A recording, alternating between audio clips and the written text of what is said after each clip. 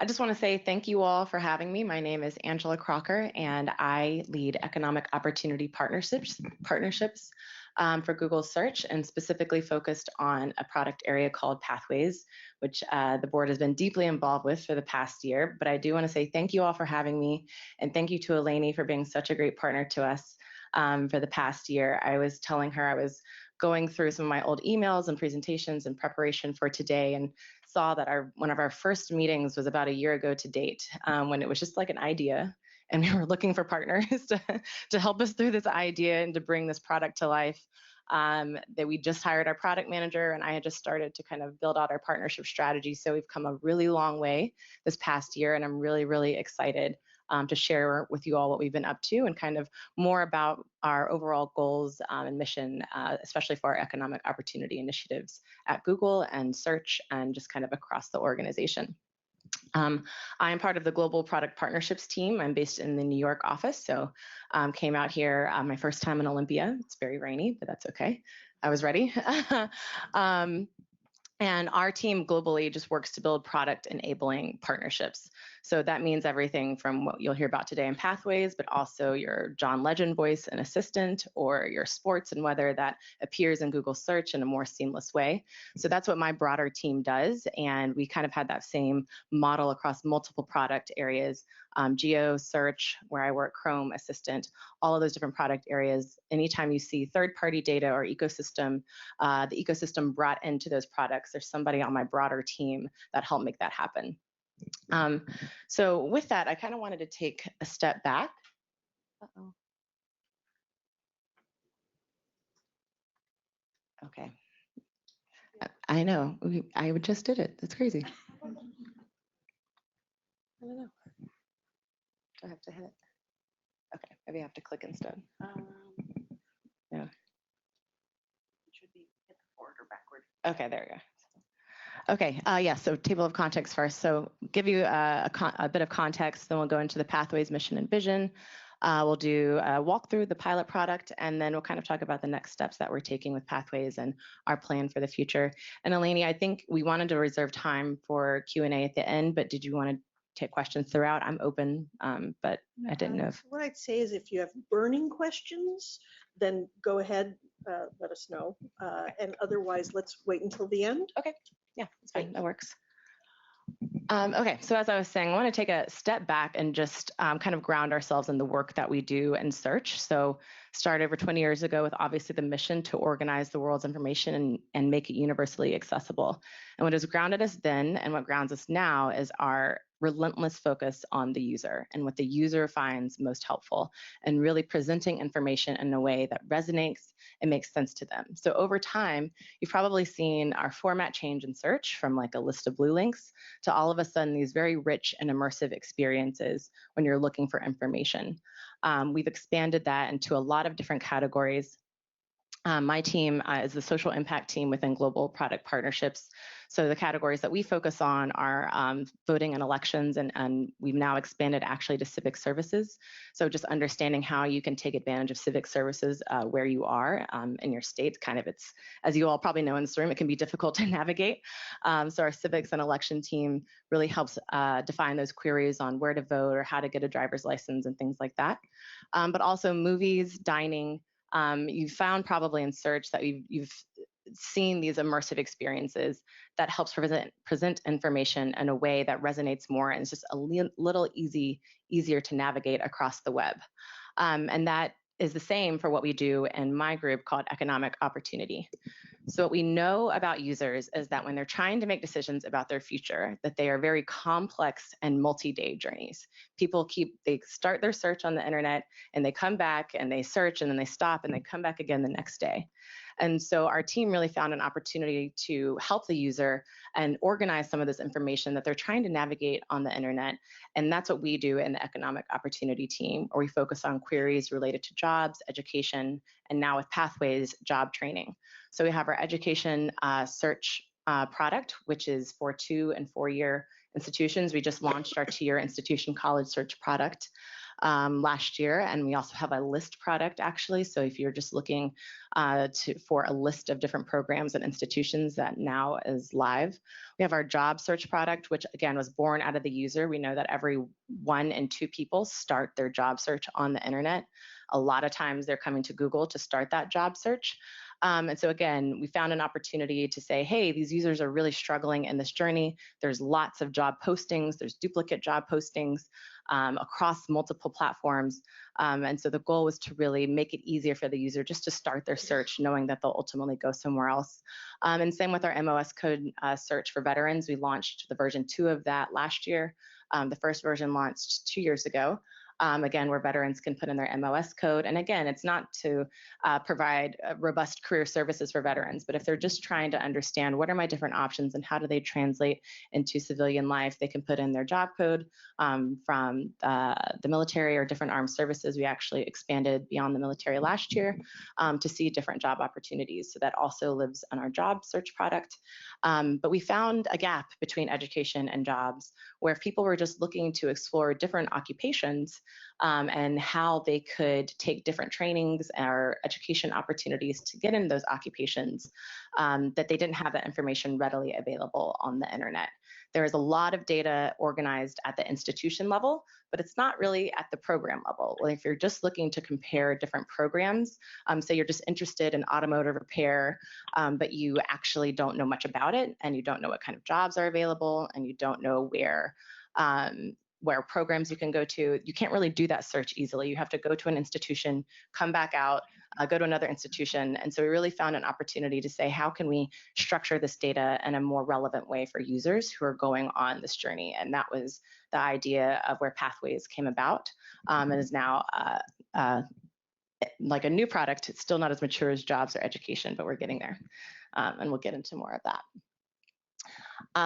So before, again, we get specifically into Pathways, I did want to give a broad overview of how we work towards economic opportunity initiatives at Google. So I represent search, but you're also probably familiar with our google.org group. They're our philanthropic part of Google that provides grants and funds to organizations that are using technology and innovation to reach end users and different communities and areas in order to enable them to use technology to participate in their local economies. So that's our google.org kind of group. And then Grow with Google is a newer product or a newer initiative within Google that runs trainings and events to help people grow their skills, careers, and businesses. So actually, our library tour was in Spokane last week at the Spokane Public Library, and that the library tour started last year in partnership with the American Library Association to visit all 50 states and public libraries within those states, because we know that I think the stat is 90% of libraries are already doing a lot of work or have initiatives for job seekers. They know that they're a great resource for their communities, for people who are looking for jobs. And so Grow with Google partnered with the American Library Association to do this library tour and to run these workshops at different libraries in each state with not only small businesses, but job seekers, showing them the tools, the free tools that are available on Google to help improve their digital literacy and skills. So I think there was a congresswoman that made some remarks last week in Spokane, and I think they had about 15 new partners sign up for our partner program, which is something you can learn more about on the Grow with Google site. So if you register for the partner program, you can receive essentially a lot of literature and information on how you can leverage Google tools for your end users or for your organization. So that is, again, separate from what I do, but all three of us, all three of our organizations work very closely together on our economic opportunity initiatives in search. But I definitely wanted to touch on the library tour, knowing that we actually just stopped in Spokane last week and had a great turnout. So these are stats, again, giving you more information about why we wanted to create Pathways. A lot of people in this room work in workforce, so these are not a surprise to you, knowing that one, businesses are having a hard time finding talent to fill specific skill positions. They're not able to do the matching or find the resources to fill those gaps. We also know that Americans are not feeling inspired by the amount of opportunity. I think there was a Forbes article last year that talked about how people in their 30s today actually have a lower chance of out earning their parents than they did about 30 or 40 years ago. And so we know that Americans are really feeling the lack of opportunity. Um, a lot of our residents are living paycheck to paycheck. If there's an emergency, they can't actually cover an emergency car or a medical bill. And so they're not actually being able to build or grow in their economic mobility as much as they'd like to. And we also know that people can't just pick up and move. We know that household mobility is low. If you think there's a great opportunity, you might not be able to uproot your entire life and move somewhere. So we, again, thinking of our broader economic opportunity initiatives, saw an opportunity in search to help, again, help users navigate some of this information on the internet and tackle some of these issues, obviously not alone, but in partnership with the ecosystem. So that's where we created Pathways, which is a new initiative in search that connects job seekers to training and education opportunities that lead to in-demand jobs in their area. And so one of the things that we like to highlight is that this is actually quite different for search because it's very localized. It's hyper-local. At Google, we do everything at scale all the time. And so when we started on the journey to create Pathways, we knew, we could not do it without partners, which is why Eleni and the board has been so helpful in this journey. But we knew in order to make this truly useful for users, it had to have locally relevant content. And organizing data locally that's hyper-local, especially as it relates to programs, is not easy, but we've seen such great feedback from our pilot areas and from our user research in creating this product. One of the things that we also want to incorporate in Pathways, and we do, is the in-demand portion. So we want to, our engineers have our methodology that they've actually they're doing experiments on running against the Washington demand decline list in terms of how we order our occupations, as well as the publicly available labor market data and some data from our jobs corpus to understand what's in demand and help that inform what we actually show users that are searching in an area. So we don't want a user in Seattle to see the same results as our users in Virginia, because we probably know those labor markets are very different. It's not an easy problem to solve, but it's something that we're working on. And again, really taking our time and not kind of scaling out immediately with Pathways for that reason. And so at Google, we are not workforce development experts, and we will never claim to be, but we do feel like we are in a very unique position to be able to bring this product to life for a couple of reasons. One, we are able to engage at scale with users and program providers or institutions. So we know users are coming to search, like I said, to start these journeys on making decisions about their future. Billions a day. And we know that there are a ton of great programs that are available in their local areas. And so what we want to be able to do is really match those together. And it's really about discoverability of programs.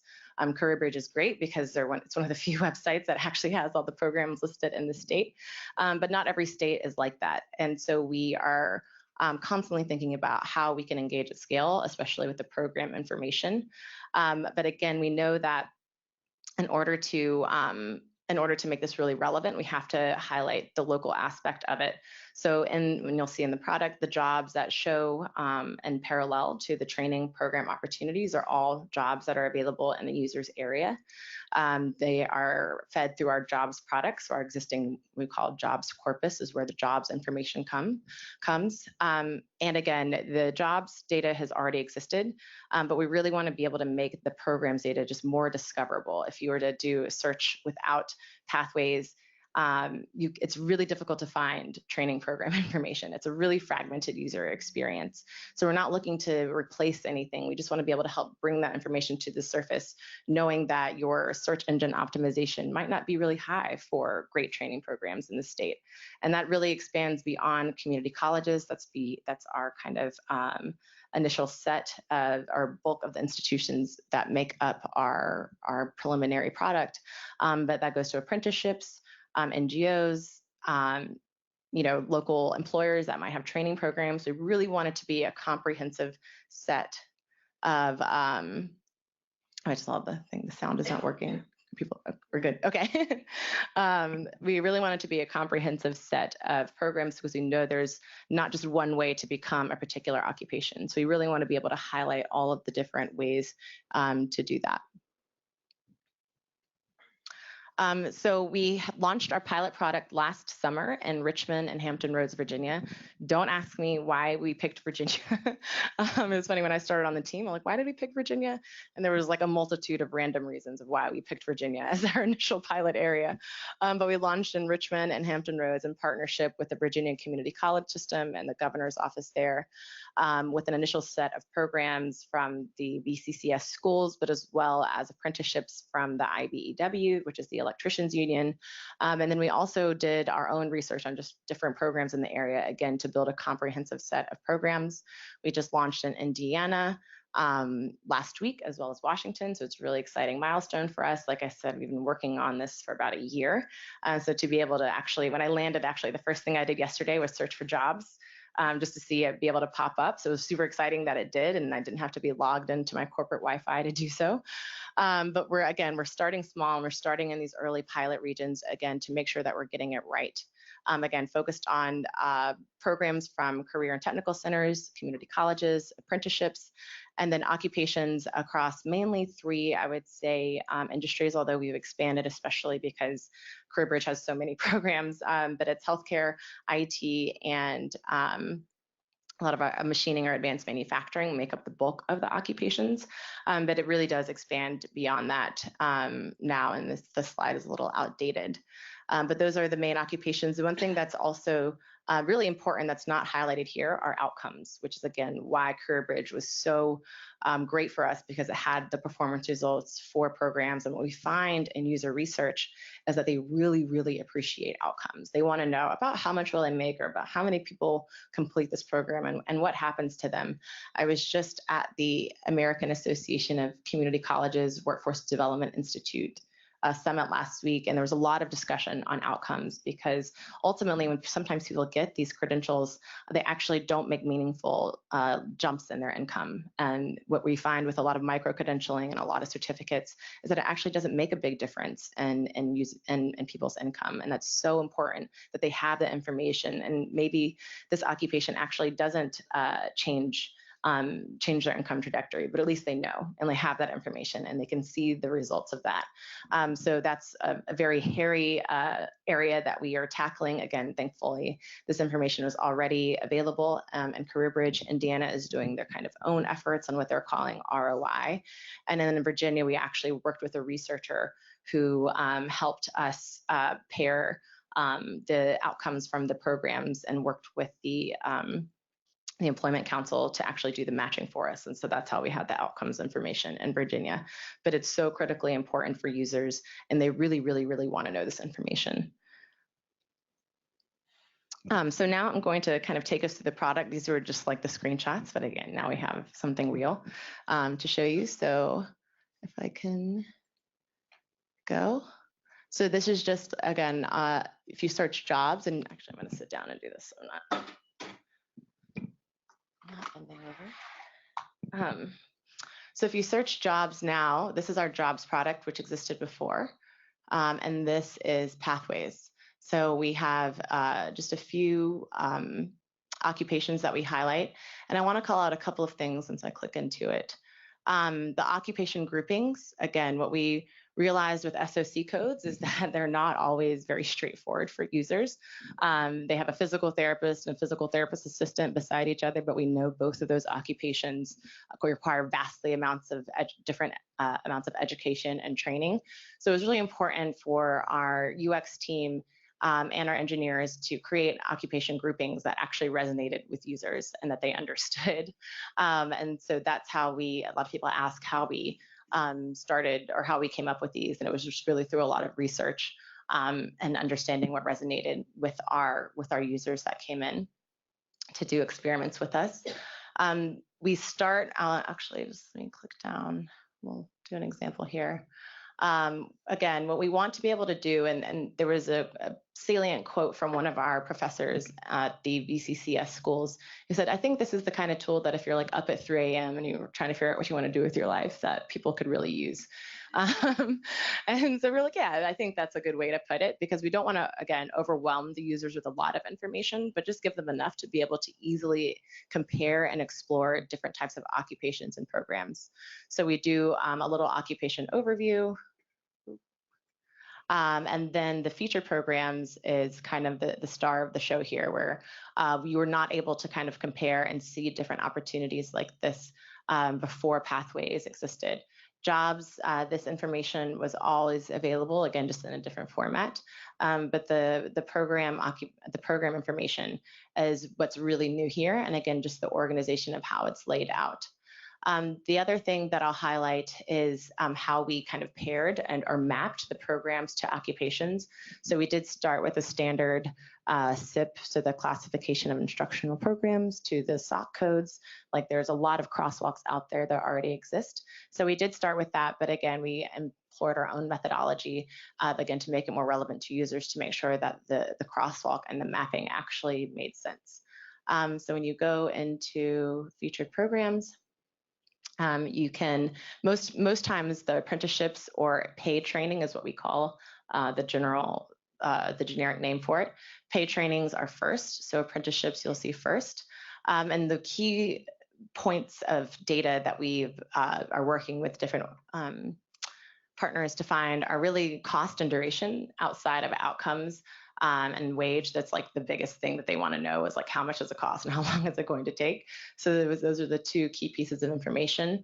As you can see here, all of the links go back to CareerBridge. So if you're going to click here, it will open the program detail page and CareerBridge. So again, we want to be able to guide the user back to a page which has all of the information that they need. And this was a piece of feedback, again, that we took from the team, because in some of our areas, if there's no career bridge, then we just take them to the program page at the institution, because that's where all of the information is. But because career bridge exists, we can actually take them back to a site that already exists for this purpose. So we just give them a little bit of information to help get them there. The location is another big piece. So right now, online programs are not in scope for Pathways, just at the moment. That's not to say we won't include them in the future. But right now, we're focused on in-person trainings that have a physical address, because again, that helps users understand. They can look right then and there to see exactly where the program is in relation to where they are searching from.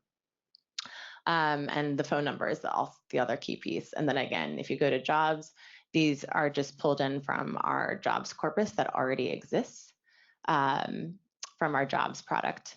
The other thing I'll call out is where we have apprenticeships or paid training that exist in the jobs corpus. So for example, I think when I was on the phone with the team a couple weeks ago, we saw that Albertsons had a pharmacy tech trainee program. It was in our jobs corpus, so we actually pulled that in. So anytime it's not directed back to CareerBridge, it's from an apprenticeship or paid training that we've already identified in our jobs corpus. And again, we know there's a lot of different opportunities and programs that users can take, so we didn't want to be just exclusive to one particular source if there was another viable opportunity for users to explore as well.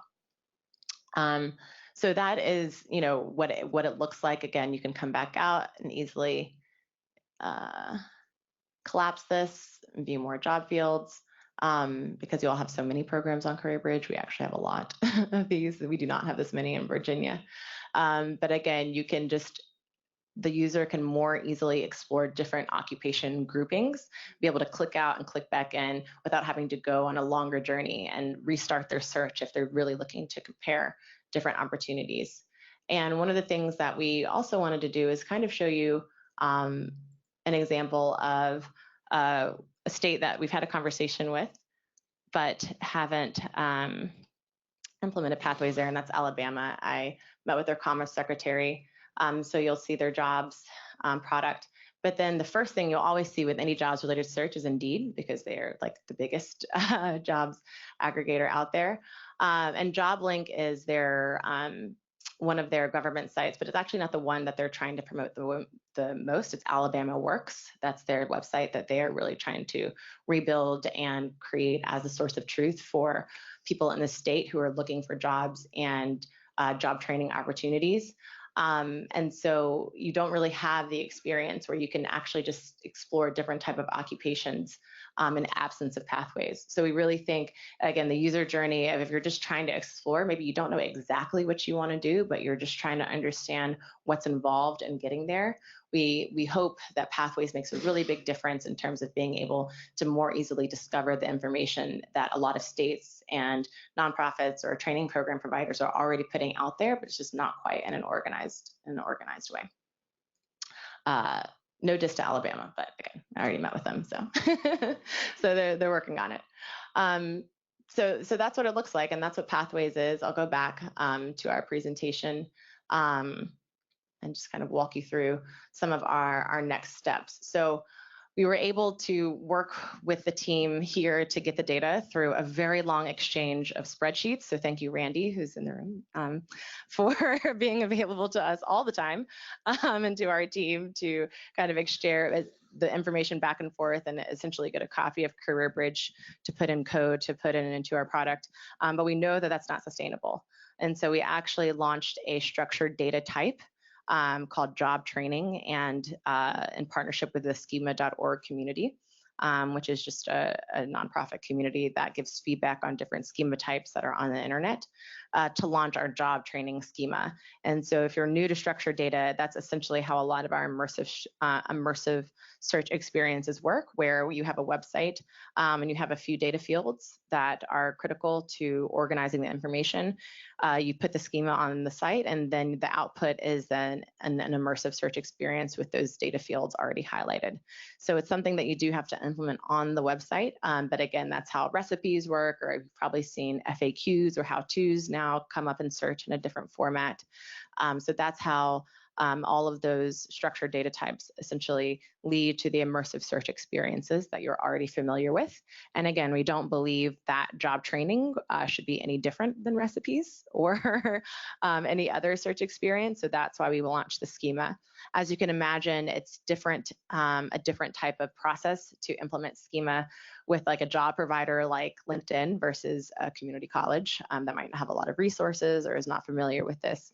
But we are employing a lot of different strategies to do so, depending on where we are working. So here, in order to ensure the product sustainability goals of Pathways in Washington, we're working with Credential Engine, which is a credential transparency. It started out as an initiative, but now it's a full-blown organization that has a credential language that is already being widely adopted. And so what Credential Engine is able to do with any partner is they can output to the credential language, but then they can also output to the pathway schema. And so that's great for us because then we don't have to go to each and every state. Credential Engine is already working in Indiana, Illinois, Washington, and a lot of other states. So that is one of the ways that we'll be able to scale Pathways. But we also have a pilot with Austin Community College. So again, it doesn't have to necessarily be a third party. Austin Community College has already implemented schema on all of their pages for us, which is great because it's a little chicken and the egg. We can't launch the schema feature or the markup feature unless we have a good pipeline of that data on the internet. So the goal is to just get as much of that data so our engineers can create robust guidelines, make sure we can detect spam, which is another big risk that our leadership is very concerned about in this particular area. So I think it's important for us to work with a variety of different partners who are implementing schema. So again, we can have just more of this information on the internet. We're also working with the state of Rhode Island.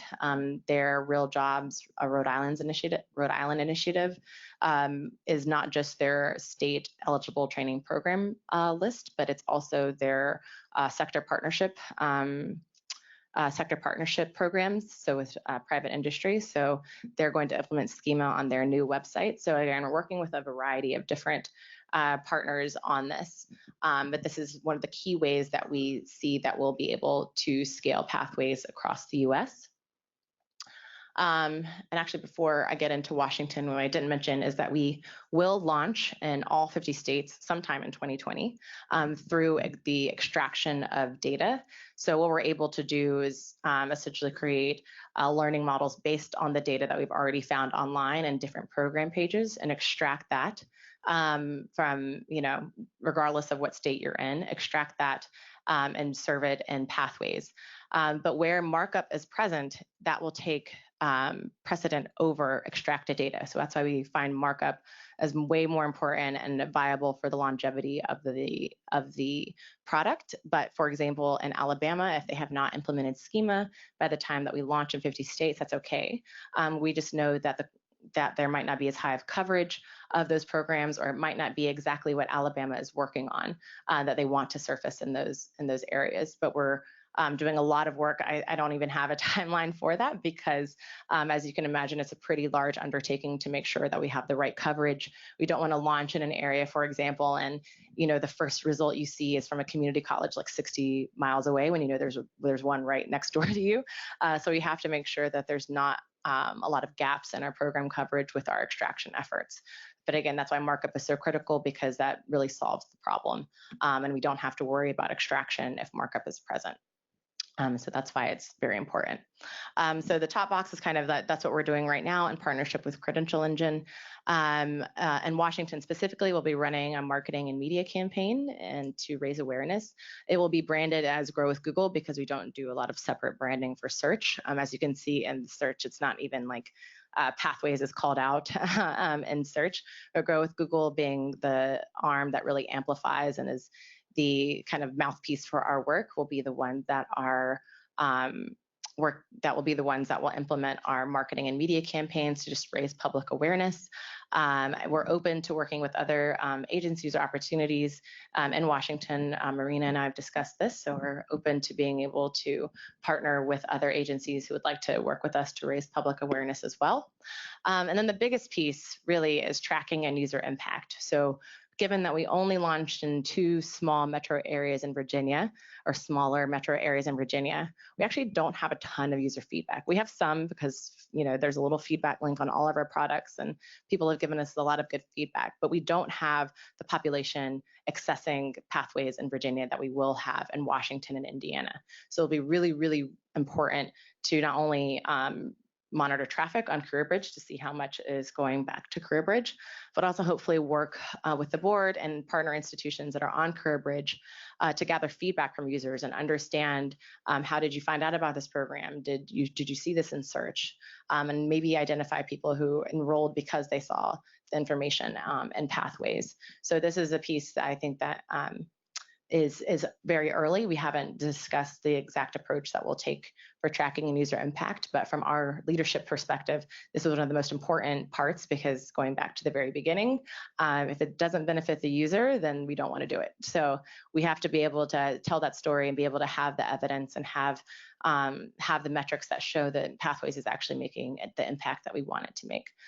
So looking forward to working with the team on solving that last box.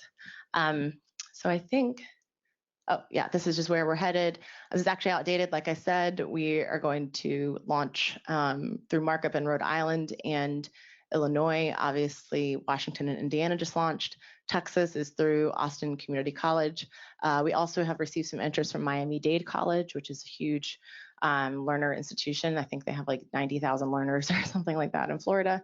So, we're spread across a couple of states in order to, again, spread the word about Pathways and make sure that as many people know about the structured data type so that when we launch in all 50 states, via extraction, that we have a good markup pipeline of data that's available in those user areas. And if you want to learn more, just go to jobs.google.com/pathways, and that will have the link to take you to the developer page, and that has all of the documentation for our schema types. And yeah, so that is our presentation on Pathways. So, Pretty question. I will let you all field the questions. Ann and then Mark. Okay, thank you for that. And I just want to say that the focus on local, I think, is just outstanding. It makes a huge difference to people that are actually doing the exploring. So hats off for that. You talked a lot about partnering and the work that you're doing and how you're choosing what seem to be more statewide strategies for economic development, which I think is also great. Are you looking at partnering with professional organizations like Indeed and LinkedIn to fill out some of the gaps that may exist? So right now, Indeed is not a partner for our jobs product, but LinkedIn is. So in terms of the training aspect, we have not partnered with them from the jobs training, but if there are already partners for our jobs product that have implemented the jobs structured data, those will automatically appear in Pathways. So LinkedIn is one of those, Monster, Career Builder. They're all already partners in the jobs and our jobs product. And last fall in September, they had a big career summit at Google where a lot of those industry partners were present, where we briefed them on Pathways. So we haven't necessarily figured out the exact intersection. But what we find again is that the training programs aren't as highly prevalent in those platforms. In terms of like in-person training, they might have like boot camps or things like that, which right now aren't in scope for us. So right now the intersections between those other industry sector partners and Pathways isn't very high, but that's not to say it doesn't exist. So that's kind of where we are with them. One just follow-up question. I actually have four, but then I'll wait. Okay. You use your mic, What are you Leanne? doing with the online data, the personal? Yeah, use the mic. I think They're asking you to use the mic. What are you doing with the information about the individuals that are searching that data around them? Nothing. I mean, which is why we have to work with our partners to actually identify users. We don't have a way to track users once they leave search to know exactly what they're doing or whether they enroll on the site because of user privacy. So we actually don't know anything really about who our users are, what they're doing, which is why for this particular product, more so than like sports or weather, it will really be important for us to work with our partner organizations that are helping to surface this information to be able to reach the users or people that enroll in the institutions and understand if they found out about it that way. We are able to see through a tool called Search Console. That's what any website who appears in organized search results at Google. It's a tool that they can use and log into to monitor their traffic. So there's a lot of case studies online, for example, from ZipRecruiter, Monster, from when they implemented the jobs structure data type 2 years ago on the traffic increases that they saw on their sites. So that's great, but we had to work with them to publish that information because we don't know it. They know it, and they have to be willing to say, hey, we've seen this great traffic increase and we want to be a case study partner with you. So it's really in partnership with the ecosystem that we are able to kind of get this information because we don't know it otherwise. And again, because of the nature of the work that we're doing with Pathways, if I had our product manager leaders voice in my head, this is a big priority for 2020 because he wants to know that Pathways is working and it's making a difference. And so we have to work with the partners in order to identify users or run surveys or get feedback because we can't do it ourselves. Thank you. Mark? Great, yeah. Great stuff, and we're excited for the partnership in Spokane with the Grow with Google program. That was exciting last week for us to have our congresswoman there, so lots more coming there. My question is kind of related to Leanne's, and it's around the analytics. Google's been very good with analytics for, behind the scenes, and it seems like the power in this would be determining the efficacy of using this. What does it lead to for the user? Mm-hmm. And so back to that, tying that into unique users, and then do they follow through and go to school, Yeah, and then exactly. are there employment outcomes for them Mm-hmm. in that field? And so that's, hopefully we can get to that kind of that partnership piece of creating that, data sharing agreements behind the scenes to allow for that, because otherwise we can have great tools, but we don't really know, people Exactly. use them, and does it impact their lives? It's hard to determine that without that actually knowing what happened to that user who went on that page, who then went to school, who then got a job. Yeah, exactly. And it's something that I would say is now that we actually have a pilot product, we have a product. Again, that was a big milestone compared to last year. So we have a product, we have a roadmap in order to be able to launch it. We have the structured data type, we have some partners. So we'll continue to spread awareness of that. But the other big priority is kind of this tracking piece, knowing that we can't do it ourselves. There are some methods that, we've discussed in terms of okay, do we know that maybe one particular page is receiving a lot more traffic than others, or maybe we see that a lot of people are clicking on this particular occupation category. And if that's the case, then we can say, I can go and say, hey, is there a way that we can reach out to the automotive mechanic professors or deans or chairs of these community colleges to see if they've heard about or are able to run a survey or something like that to understand whether some of the students saw pathways. I think the one of the biggest things, again, that we haven't solved, quite frankly, is that Pathways isn't branded, which is why we're doing media and marketing, because it's in search. So people don't know that they're experiencing Pathways, just like most people don't know that they're experiencing the jobs product. They don't know that, each of our immersive search experiences are kind of individual. It's just search to users, which is how we want it to be. But that makes our job a lot more difficult in trying to understand if users are actually aware of what they're doing, which is why a lot of the public awareness becomes so important, because then they can say, oh, I was able to see this, or I went to search specifically because I'm looking for this information and format it in this way. So without, we did local press in Virginia. We did some out of home, but again, it was only in 2 metro areas. And Richmond and Hampton Roads, which aren't highly populated, or Richmond is, but it's not like the Northern Virginia area. So, and again, it was only with a handful of institutions. So that's why in Washington and Indiana, it will be really, really important that we think strategically about how we can create that feedback loop and the different methods that you might already be employing to understand the efficacy of CareerBridge or some of these existing sites, to understand how we can either build on what you're already doing or create something different. But I mean, we completely agree. Our product manager calls it conversion. She's like, how many people are actually like enrolling or applying? So that's like really just top of mind for us. And I would say outside of kind of launching in our 50 states is our other big priority for 2020. Cool. I have one more question, just if I may. You got 2, right? And it's around, we definitely see employers using the internet, posting online, much more so, and looking at what you just put up there. Everyone's got jobs on on Indeed or on ZipRecruiter, et cetera, et cetera. Has there been conversation about this like becoming more of a labor exchange system that would replace like the existing infrastructure and be much more web-based? And it just seems like this would be a logical next step for us. And this provides the education component as well. So this seems to be the next iteration of where we're going with regard to IT in the workforce system. If we could create one comprehensive platform that encompasses job search, matching, training pathways. I mean, this could be, this could be a big solution for us all. Has that been a discussion?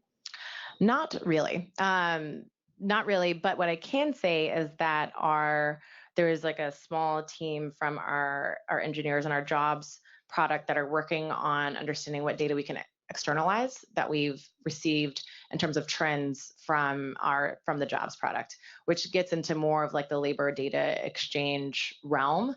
And that's probably the closest we've gotten to that. And that's, again, kind of early stages with an engineer essentially like by himself, kind of working to understand what are the trends that we noticed, what are the metrics that would be helpful to actually externalize and make public. We don't have a lot of metrics that we publicize in terms of active users or things like that. But if we're able to understand what are the employer job market trends based on our jobs product, and maybe once we have more pathways data, we can combine that. We definitely are trying to understand what we can externalize and more of a public facing manner. So not quite to be a robust labor exchange or labor data platform, but understanding what we can externalize so that it's more of like a two-way exchange is really important for the jobs team, and that's what they're working on. And like I said, when we have enough data on pathways and it becomes a little bit more of a mature product, right now we're in our infancy compared to the jobs product. Jobs is now live in over 100 countries. It's global. Pathways is in 3 states in the US.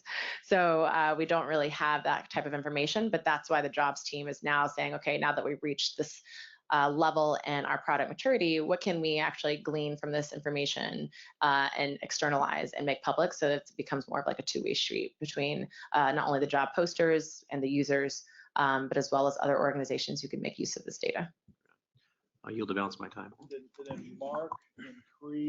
Got one too. Okay. And then we'll go to the audience, and then we have online questions as well. So if we want to be, okay, all right. Okay. So we'll go Mark, Cree, and then that way. You're doing a good job playing referee. Thank you. 3 is all I can handle.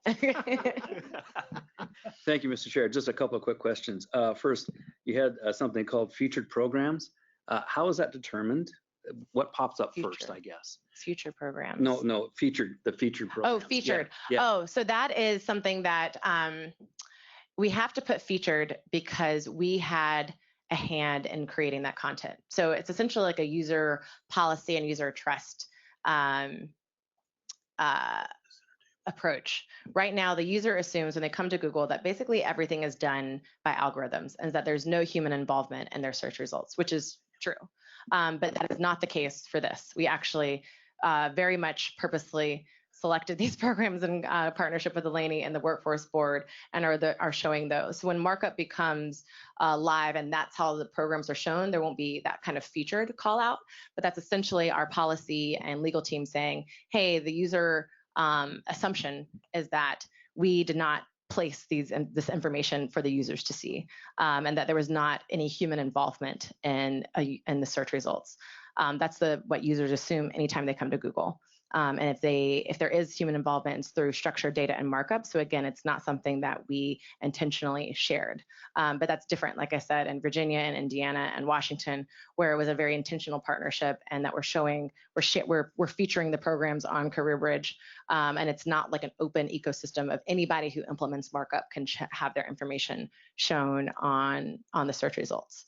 So that's essentially the lawyer saying you have to put featured because we are featuring it, and it's not an open ecosystem of information, which is what the user assumes when they come to Google. So Okay. that's essentially what I think that I means. understood that. Yeah. Good enough. Basically, it was very intentional. Okay. Well, and that's what I'm asking. Somebody, yeah. It's not an algorithm. It's actually somebody's going down and listening, saying, "Well, we're going to." Yeah. Like let's get all the data from CareerBridge. Okay. And then how does Google vet the quality of the information? How does there's all sorts of stuff out there. There's all sorts of stuff, and so how is that vetted? And that's why we haven't released Markup yet, right? So that's one of the things, even with our jobs product, that we're constantly working on is quality, because we don't want like spammy jobs to show up. Because once you release Markup or the structured data type, it becomes an open ecosystem where anybody who implements structured data on their programs or recipes or like whatever can have their results shown in search. So for our other structured data types, there's very robust spam guidelines, and there's a lot of spam detection that goes on. And we do not have that yet for Pathways because it's new and we have not launched the markup feature. So I'll say right now, we're working with authoritative data sources, that's what we call them, which would be CareerBridge, which would be the Indiana Commission for Higher Education, the Virginia Community College System, to get that information. Again, part of the reason why we have featured, because we selected essentially those programs, and by partnering with authoritative data sources, we have confidence in the quality and the ensuring that it's not spam, like a spammy program or a spammy site. We know that because of the work that we've done. But once we release Markup more broadly, and again, this goes for any of our structured data types, it becomes an open ecosystem, which is what we want as Google. We want it to be able to be an open ecosystem. We want, if you're a training program provider that has a great quality program, to be able to get it on search. We want that. But we have to be very strategic about being able to identify what's a real program and what's not a real program. And so when we are building the markup pipeline, when Austin Community College marks up their data, or CareerBridge finally will, and when Rhode Island does, when we have enough of that data online, and that we can create those guidelines and we can understand from an engineering perspective what makes a fake program versus a real program, that's when we can release the markup feature more broadly. Thank you. Thank you. And then Kevin, right? Angela, thank you for being here today. It was a very, very interesting presentation. I'm just curious, you gave like the 4 or 5 examples from other states, and we're always looking for best practices and all. And I'm just curious how like we compare to other states. You are the best. No, really. There's like no other site like CareerBridge. So I don't know how long it took you all to create CareerBridge, but thank you for it. And I would say, I mean, without it, it would be a difficult project essentially for us internally to say, hey, we have a real viable opportunity. We have something that can really work, because getting to our pilot product in Virginia was quite difficult. I mean, there was not a career bridge. It was spreadsheets and, like us just doing a lot of manual work, which is, when from our resourcing perspective, is not what we want when we are thinking about the things that we want to undertake.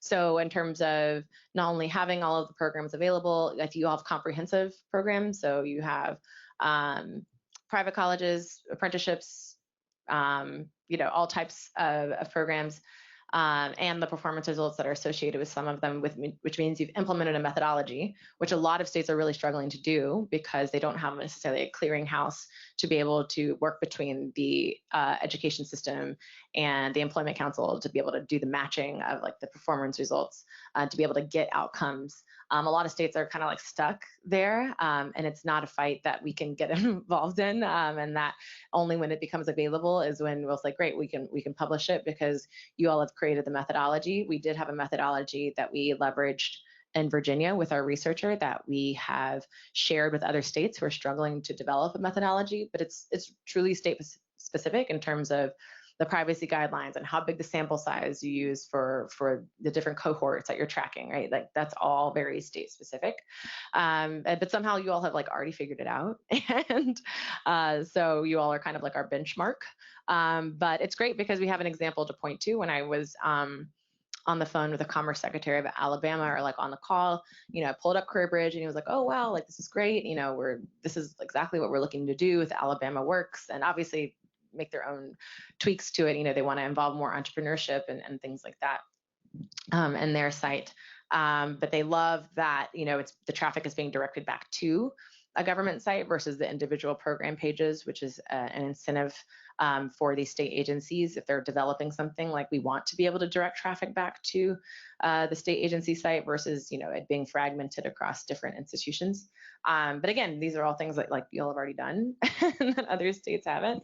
In Indiana, Ivy Tech, which is like, the statewide community college system essentially there, but the traffic goes to Ivy Tech and to Vincennes. So again, it's, it's very different than here because you have that site. So Well, thank you. thank you. Good answer. Thank you. Thanks. And Kevin, and we're going to field a question from the audience, the remote audience. I think Mark and I were on the same page in our thought logics and our questions and where our heads were going. But I'm going to take it maybe another layer down. Thank you, first off, for the presentation. Great information. Was poking around from here as well as following along. I noticed that it definitely the preference for the paid training programs. I think that's great. It highlights registered apprenticeship, which is huge here in the state. But then I noticed that it seemed to have a preference for cost of program and those kinds of things. So I'm curious about how some of the weighting features and, whenever I think Google, I think optimization, right? And so there are lots of other national efforts, particularly around shorter term training programs, about how do we define quality in those. And so I'm just curious where the team is and linking up with kind of those thought leaderships around the country around how do we make sure that the quality of the training program is a factor in that, right? So student outcomes may be weighting towards what's the paid wage that comes out of those kinds of things, and anything around that, if that's been in y'all's thoughts at all.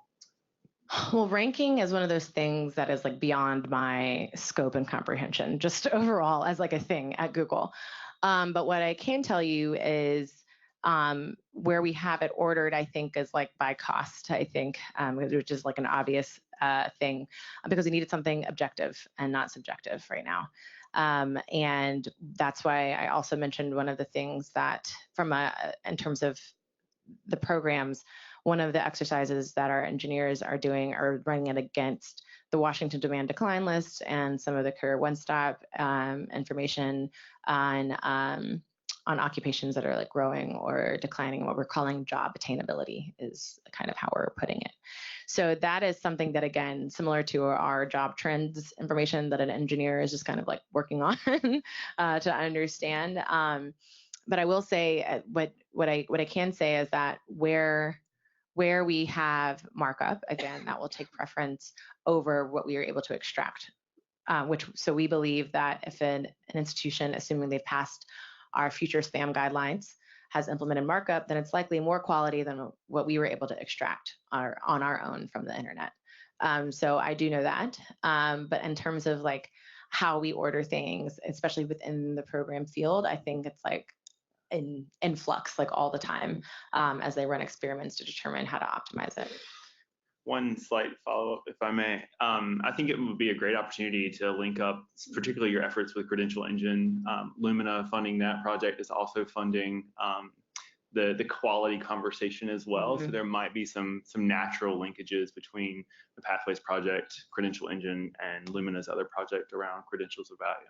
Yeah, actually, I met the National Skills Coalition is doing a lot of work on quality measures, and I had lunch with one of our contacts, our partners there last week, and he essentially was saying, hey, we're building like this like cohort between Lumina, Credential Engine, Markle. There's a lot of players in this space to be able to like have these conversations in a more meaningful way, so we're not just working in silos.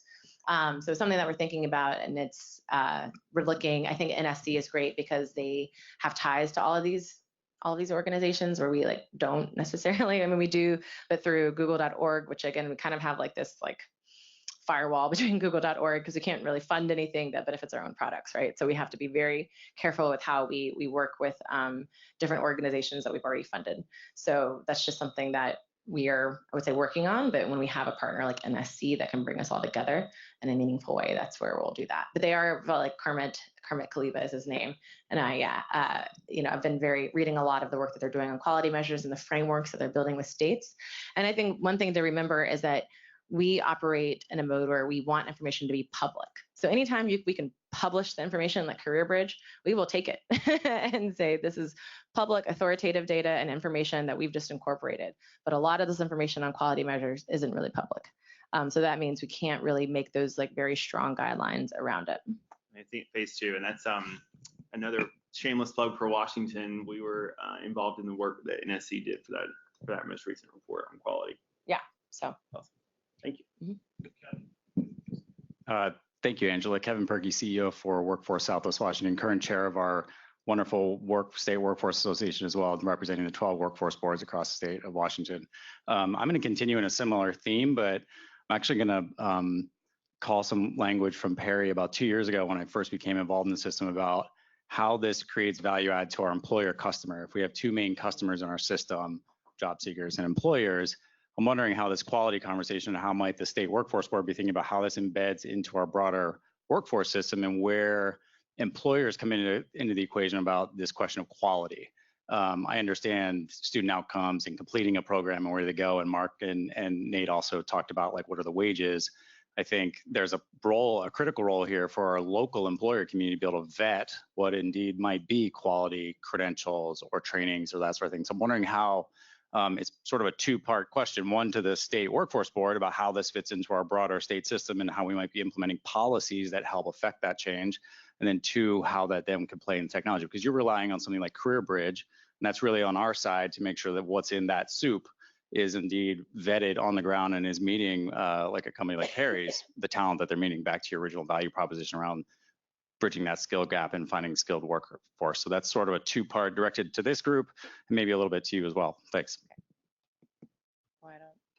I'll say right now we haven't had much interaction with it, like state-specific employers. And again, that kind of goes back to, I think, Mark's question on like how we're thinking about making this a more comprehensive or robust like labor exchange system. And that's where our jobs team kind of, again, comes in because they work way more on the employer side than we have so far from Pathways. Right now, any of the data that comes in regarding jobs is from the jobs corpus and the jobs team, which at Google is an entirely, like it's a separate team from the Pathways team. But we all together, again, along with education, because it also, then we have our education group as well. That's why we all collectively operate under the same pillar, because we know there's a lot of intersections. But right now, I would say our jobs team is really focused again on like quality. That's one of their big 2020 goals, is because we understand that some of the users are not having the best experience on jobs, just in terms of being able to be directed to the actual employer site, right? And so that's one of their big priorities. But again, second to that, in partnership with us, is understanding how we can bring the employer voice more into our economic opportunity conversation. So that's the best answer I can give you, which isn't necessarily anything new or different than what I've said before. But I think it's a conversation that Eleni and I could have, and also. Yeah, and if I speak could on it. just take a minute with this, I think when we saw this opportunity arise, our team thought about it as helping to break that log jam that we've been talking about in having the rest of the world start recognizing the value of our systems. And we saw CareerBridge as a gateway into our system. So the people who don't come through our doors, any of our doors, for whatever reason, usually perceptual reasons, right? They go to Google. They'll start being directed in and see the value. We think the more that job seekers start seeing the value and we can start quantifying it, employers will get more involved too, right? Because their complaint is that we're seeing a certain type of individual in our system, and that's not who they want to be hiring from. That's not their hiring pool, right? So, and again, these are perceptions, not realities. And so this is a way to expand that. And then we've been talking about, for the past however many years we've had TAP, to actually expand our range and serve more individuals as well as more businesses. And we have the resources that we have, and we've done a lot to try to expand. Google is a multiplier for us, and it's going to be a multiplier for both customer sets. I am absolutely certain of that. We're thinking that, and I think Mark started the questioning about how do we start tracking. I think as this gets going, we want to pull people together to think about how we track this as a system. We can do some tracking on CareerBridge. We do track page views, and so we'll see if there are increases, but we're more interested in when people go to CareerBridge, where do they go next? Because you can access the rest of all the different parts of the system, not just that education program that they're looking at. So stay with us, more to come. Yeah, I would just encourage us also to think about a feedback loop from our employer customer into that system, so that companies, to your point, if they're still going to need to see value, and that value is in a highly qualified, trained employee that they want to hire. So that would be a critical piece. I'm thinking of all the members at Gary's shop that come through AWB, and providing a voice to say, yes, indeed, those programs were quality, and we're going to put our stamp of approval behind it. Yeah, and if I may, I also think this is part of the conversation last week at the Institute, is that I think the hope is that also employers are informing some of the curriculum at the training institutions or providers, so that then there's not really necessarily the question of quality, because they've been involved from the beginning, right? Where you have like local sector partnerships. There's not really then a question about the quality, because you've yielded a partnership. And so there's a lot of conversation about advisory boards being more than advisory boards at community colleges, and making sure that you're actually creating strong links between the employers and the curriculum that is being taught. So that way the feedback loop is almost built in to what the output is. So again, that's not something that we're deeply involved with, but it's something that we would love to be able to highlight and surface where available, and also where employers even have training programs, right? Maybe they have them on their own, and maybe they're creating their own curriculum. We definitely want a quality bar for those as well, but we would also love for those to be a part of it as well, if they're quality and viable. Great question. Thank you. Any other questions? We're going to do the number of questions for all those that are out there on the internet right now, using Google, I suspect. The folks are. Oh, here. That's right here. Yeah. So what I was saying is that due to the number of questions that are circulating out there on the internet, we're going to hold on picking favorites right now. And I understand from the staff that they will be addressed. They'll be kind of consolidated and then addressed as individual unique questions as a follow-up to our conversations today. So thank you all for that are out there and contributing to the richness of this discussion. Are there any other questions in the room for Angela?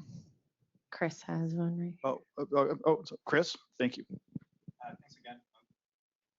Thanks again for your presentation and for the work you've been doing, Angela. It sounds like very involved work, partnering with others and such. My question is around just what the team's thinking has been around the product being able to serve populations that have disabilities or otherwise, from either a user perspective to even, again, just thinking about differentiated needs and nuanced needs of wanting a program that would be able to meet these particular circumstances that someone might have either in a program or a job. Yeah, so one aspect of it is just like accessibility, which Pathways not yet, but will meet the accessibility. We have a Google accessibility kind of standard of all of our Google search products. So it's not yet there, and that's an area that I'm not very familiar with, other than knowing that since Pathways is still essentially in beta, it doesn't have the same standards as some of our, like just our regular search products. And so, but whenever Pathways is released broadly, it will meet the same accessibility standards as the rest of our Google products. But in terms of just being able to use this as a tool for other populations or underserved populations, that's where also our Grow with Google arm comes into it. And search, we are not the ones that are doing a lot of the outreach to end users. My job and product partnerships is to work with the partners that enable our products. And so we Grow with Google and some of the work like at the library tour, working with businesses or having our digital skills training and working with partners is to be able to then find like on the ground partners or people who are serving the end users that can help raise awareness about Pathways. So I would say that is largely what our Grow with Google team does. And they are actually segmented based on different populations. They have a rural kind of segment. They have veterans is a big segment for them. So they are more segmented in audiences, if you will. That's the way we talk about it, is how do we serve different user audiences, whereas our solve is for all users that come to search. But ensuring that the information is getting into the hands of specific audiences, that's where our Grow with Google team comes in, and that's where they are truly the mouthpiece for a lot of the work that we do in economic opportunity and making sure that that information gets to users who need it most, or just making sure that they understand how to access it and like what we need to do from a product perspective to update or make changes based on serving different user needs. So that's a parallel effort to what we do. Could I pick up on what Chris was starting to move towards, I think, a little bit, which is when you pull up that site and you get these, you see ads. We had a conversation yesterday in my shop about predatory lending. And when we talk about the most vulnerable of populations, what I don't want this system to be involved with is setting up an easy pathway for those that have the most need and whom we need to absolutely get the best quality information to then be to be set up in a way that makes them real easy targets for businesses that are going to prey on them. So I love the fact that we're opening up all of that, but it's actually not about Google. It's more about how we play in that space and control where, and this is the world that boomers worry about, right? In terms of how all this information gets out there. And I love the fact that we're getting all this out there, but I worry about our commitments being used for the wrong access points for populations. Cheryl, it was surely one of our worries too, and that's why we were pretty emphatic about trying to get people as rapidly attached to our system as possible because, on Career Bridge, we do have the financing, your education information, as well as direction to the workforce centers. And it was wonderful that Angela and her team took that seriously and made that connection happen pretty quickly. So, the hope is, and there's nothing you can do about these people being out there and going after our most vulnerable folks. They're going to be there. Our job is to try and get them redirected as quickly as possible. And so, as we keep moving down this pilot path, let's stay connected and talking about this so that if we come up with ideas of how to make it better, we'll do that. But that's absolutely a worry that I think we're helping to divert with moving them quickly to Career Bridge. I'll just echo that. One of the major things, and again, no offense to Career Bridge, but if you were to search jobs training before Pathways, Career Bridge was not one of the top search results, right? You will not, it's not one of the things that will just jump to the top of search. You'll see the ads and you'll see other things. And so to Eleni's point, by putting the authoritative data source at the beginning, that hopefully helps guide users to not kind of go through those links and hopefully not to programs or institutions that they can't trust. So that's really our goal and my job. I speak on behalf of our entire product team, but my job in partnerships is to really make sure that we are involving the ecosystem in this conversation and you all in the conversation because we want that information to be present, knowing that it's actually quite easy to be diverted otherwise. And so if you were to do the search in another state, New York, wherever Pathways is not available, you'll see that most times those government sites are not in the top 5 to 6 when you're searching for the queries that trigger Pathways. That's good. Okay, well, thank you, Angela. It's very insightful. Thank you all. Harry, can I just add another thank you to Marina Parr and Randy Smith on our team, who were really the masterminds behind this. Yes. Oh, wait. Yeah, thank you. I want to make sure I say thank you as well, because we really appreciate you all's help and answering our emails and calls all the time. So thank you. It's a pleasure having you here, Angela. Thank you so much. All right, we're going to take a short break. We're going to reconvene at 10:45. So we've got, according to that clock on the wall, 10 minutes or so for a break. All right, thank you all.